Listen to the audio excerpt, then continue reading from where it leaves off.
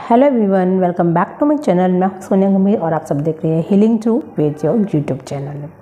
Friends, अक्सर एक चीज़ जो है हमेशा मुझे कई बार लोग मेल के थ्रू भी देते हैं और कमेंट्स में भी करते हैं कि मैम हमें गैस की प्रॉब्लम है, हमें बहुत ज़्यादा ट्रबल रहता है, बहुत ज़्यादा हमें ब्लॉटिंग की प्रॉब्लम रहती है और बहुत ज़्यादा हमें हाइपर एक तरह से हैवीनेस महसूस होता है। तो इसका कोई रेमेडी उपाय बताइए। ये बहुत आसान तरीका है, लेकिन इसके लिए आपको बहुत सी चीज़ें चेंजेस करनी पड़ेंगी।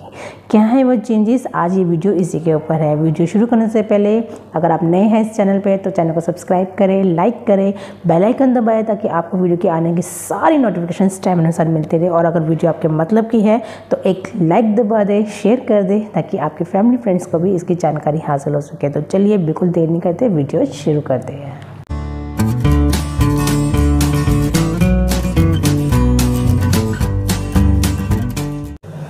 Friends, gas, trouble, blotting, hyper acidity, acid reflex, ये बहुत ही मामूली चीज़ें हैं, बहुत मामूली हैं, क्योंकि इसकी जो जड़ है ना वो भी हम हैं, इसका इलाज है वो भी हम हैं। जड़ क्या है इसकी?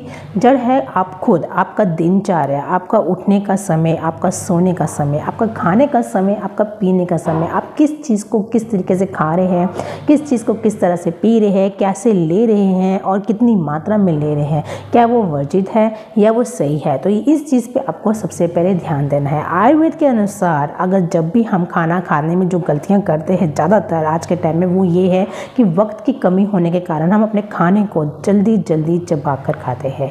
और यही एक मेन रीज़न है कि जो हमारा खाना है जल्दी पचता नहीं है और हमें ब्लॉटिंग, एसिड, अपच ऐसी बीमारियां शुरू हो जाती हैं। तो सबसे पहले अपने खाने को आप बिल्कुल छोटे टुकड़ों में ले और इसको 32 बार चबाएं जब तक ये महीन पीस ना जाए आपकी दांतों की चक्की के थ्रू। जब ये अच्छे से महीन पीस जाएगा और जैसे ही आपके पेट में जाएगा, आपके अम्ल में मिलेगा, तो आप देखेंगे कि ये खाना पच रहा है। और कई लोग आप में से क्या करते हैं कि जब खाना हम खाते हैं, कई लोग पानी पी लेते हैं उसके ऊपर से, और वो पानी पीने से क्या होता है कि जो हमारी जठर अग्नि है, जब खाना पकाने का काम करती है, वो जठर अग्नि पानी के थ्रू शांत हो जाती है और खाना जो है पड़े पड़े सड़ जाता है, काला हो जाता है, बदबू मारता है, जिसके चलते हमें एसिड, अपच, एसिड रिफ्लेक्स, हार्टबर्न और ब्लॉटिंग की प्रॉब्लम शुरू हो जाती है। और गैस जो है बहुत जबर भयंकर घूमती है, यहाँ तक कि हार्ट पेन तक हमें शुरू होता है और हम सोचते शायद हमें हार्ट से रिलेटेड प्रॉब्लम हो गई है। तो इस चीज़ को आपको समझने की बेहद ज़रूरी है। इस दूसरी गलती क्योंकि आप क्या करते हैं, तीसरी गलती हम क्या करते हैं दोस्तों, कि जब भी हम पानी पीते हैं तो फ्रिज का ठंडा पानी पी लेते हैं बिना सोचे समझे कि हमने तला भुना खाना खाया है तो हमें कैसे खाना है, कैसे नहीं खाना है। ठंडी चीज़ और गर्म चीज़, इन दोनों को हमें सही मात्रा का अनुपात ला के ही खाना चाहिए। अगर हम इस चीज़ को नहीं समझेंगे कि अगर हम ठंड में ठंडी चीज़ खाएंगे या गर्मी में गर्म से ज़्यादा हद से गर्म खाएंगे तो हमारा पित्त भी बढ़ जाता है, तो इसके चलते भी हमें गैस्ट्रिक प्रॉब्लम शुरू हो जाती है। चौथा हम बात करेंगे हमारा सोने का समय और उठने का समय। अगर हम दिन में देर दिन तक सो रहे हैं, मतलब सूरज सिर पे चढ़ाया है और बहुत हद तक हम नींद ले रहे हैं, और उसके बाद रात को आधी रात को सो रहे हैं, 12, 1, 2, 3 बजे तक कई लोग सोते हैं, तो जो काम कर रहे हैं, मैं उनके लिए नहीं कह रही हूँ, उनके लिए तो कोई ऑप्शन है ही नहीं, चलो उनका काम है। लेकिन जो लोग बेफालतू में, कईयों को फ़ोन देखने की आदत होती है, वो फ़ोन देखते हैं और उसके बाद फिर जा के सोना पसंद करते हैं, तो ऐसे लोगों के लिए जो है ये यही चीज़ है कि उनको जब वो सोते हैं उसके बाद जो उनका खाना है वो पचने की क्रिया को बहुत ही धीमी गति कर देता है, जिसके चलते उन्हें गैस, एसिड, ये सब प्रॉब्लम से जूझना पड़ता है।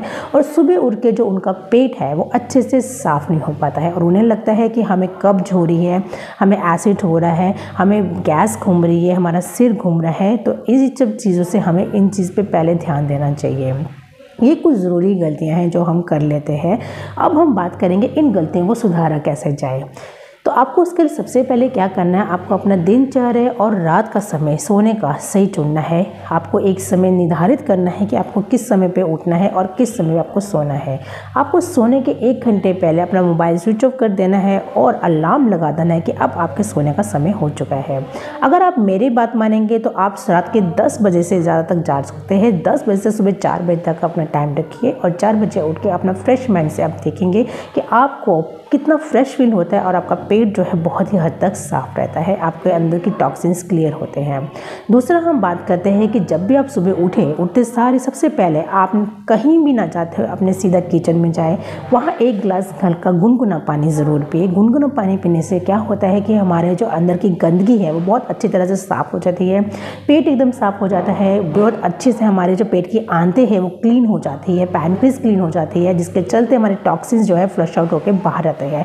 और पानी पीने के बाद कम से कम थोड़ा सा टहलने के बाद आप देखेंगे कि आप सीधा वॉशरूम की तरफ भागेंगे और आप बिल्कुल साफ़, बिल्कुल पेट एकदम क्लियर हो जाएगा। आपको किसी चीज़ की ज़रूरत नहीं पड़ेगी, कोई चूरन की नहीं, कोई औषधि की ज़रूरत नहीं पड़ेगी। उसके बाद हम बात करते हैं अपने खाने के समय का। कई लोग खाना जो है बहुत ही लेट खाते हैं, लंच को लेट कर देते हैं, रात का डिनर लेट कर देते हैं। खाना जो है आपका रात का हमेशा 8 बजे के लेट नहीं होना चाहिए, और जो मॉर्निंग है, मॉर्निंग का आपका 9 बजे से पहले ब्रेकफास्ट हो जाना चाहिए। उसके बाद हम बात करेंगे खाना खाने के पहले आपको 40 मिनट पहले ही पानी पीना चाहिए, अगर आप चाहते हैं कि आपका खाना अच्छे से पच सके। तीसरा हम बात करते हैं कि अगर आपको खाना खा रहे हैं, खाने के बीच में आपको पानी का सेवन नहीं करना है जब तक आपकी जठर अग्नि जल रही है और वो खाना पकाने का काम कर रही है। खाना खाने के आधे घंटे तक आपकी जठर अग्नि जो है अपना कार्य करती है, जलती है और आपके खाने को पकाती है अंदर। ये ठीक उसी तरह पकाती है जिस तरह हम गैस के या चूल्हे के ऊपर एक खीर पका रहे हो, और अगर उस पर हम आग पे पानी डाल दें तो वो आग बुझ जाएगी और खीर जो है हमारी पकेगी नहीं और पड़ी पड़ी सड़ जाएगी। ठीक उसी तरीके से अगर हम जठर अग्नि का काम को रोक देते हैं, पानी ऊपर से डाल देते हैं, तो उसके चलते क्या होता है कि पानी जो है बिल्कुल अग्नि पे जाता है और खाना जो है पड़ा पड़ा सड़ जाता है और गल जाता है, काला हो जाता है, जिसकी वजह से हमारी बॉडी में विषैले पदार्थ हो जाते हैं, हमें अपच, गैस, ब्लॉटिंग, इन सब चीज़ों से जूझना पड़ जाता है। उसके बाद हम करेंगे तेज़ मसाले वाला खाना हमें नहीं खाना है। तेज़ मसाला खाने से कईयों को अपने बिल्कुल चेस्ट के नीचे वाले पॉइंट पे पेन होता है और उनको ये लगता है हमने कोई गर्म चीज़ खा ली है, लेकिन ऐसा करना बिल्कुल अलग चीज़ है। और ये चीज़ सोचना कि हमें हार्ट बर्न हो रहा है, ऐसा नहीं होता है। कई बार ऐसा होता है कि जो आपका खाना है वो यहाँ से लेके यहीं तक अड़ा होता है, यहीं पे रुका होता है, जिससे आपको लगता है कि ब्लॉटिंग हो रही है, बाहर निकल रहा खाना, जबकि वो खाना आपकी फूड पाइप जो है नीचे लेके ही जाता है, वो वहीं पर अटका रहता है। तो इस चीज़ का आपको बेहद हद तक ध्यान रखना है कि आपको खाने के बीच में पानी नहीं पीना, खाने के आधे घंटे तक ही पानी पीना है। और अगर फिर भी किसी को खाने के बीच में प्यास लग रही है या आपको पानी का मन कर रहा है पीने का, तो आप पानी का ऑल्टर ले सकते हैं। अगर आप नाश्ते में कुछ खा रहे हैं तो नाश्ते में आप फलों का जूस पी सकते हैं, और अगर आप दोपहर को लंच कर रहे हैं तो आप लस्सी, छाछ ले सकते हैं, मट्ठा ले सकते हैं पानी की जगह। इसका सेवन आप बीच में सिप बाय सिप कर सकते हैं। उसके बाद आप डिनर की अगर बात करते हैं, डिनर में अगर आपको पानी का पीने का मन करता है तो आप दूध का सेवन कर सकते हैं, ल्यूक फॉर्म।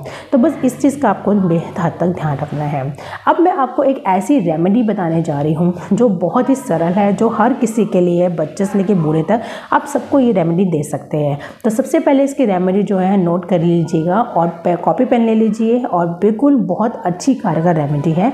तो रेमेडी की जो मटेरियल है वो क्या है उसको नोट करते हैं। पहले सबसे पहले हम लेंगे यहाँ पे काला नमक। काला नमक जो है हमारी पाचन क्रिया को बहुत अच्छे से चलाती है, बहुत अच्छे से हमें पाचन करता है खाना को, और बहुत अच्छे से हमारे जो मूड स्विंग्स होते हैं उनको कंट्रोल में रखता है। दूसरा उस मटेरियल हम लेंगे 2 चम्मच अजवाइन। अजवाइन जैसा कि सभी जानते हैं खाने को पचाने का काम करती है और बहुत ही अच्छी औषधि मानी गई है। दूसरा हम बात करेंगे 2 चम्मच सौंफ का। वहाँ पे मैं मोटी सौंफ की बात कर रही हूँ। मोटी सौंफ जो है हमारे पाचन, डाइजेस्टिव सिस्टम के लिए बहुत अच्छी होती है। उसके बाद हम लेंगे 1 चम्मच शाही जीरा। शाही जीरा और नॉर्मल जीरा से अलग होता है, और आधा चम्मच हम लेंगे जीरा। 1 चम्मच शाही जीरा, आधा चम्मच जीरा।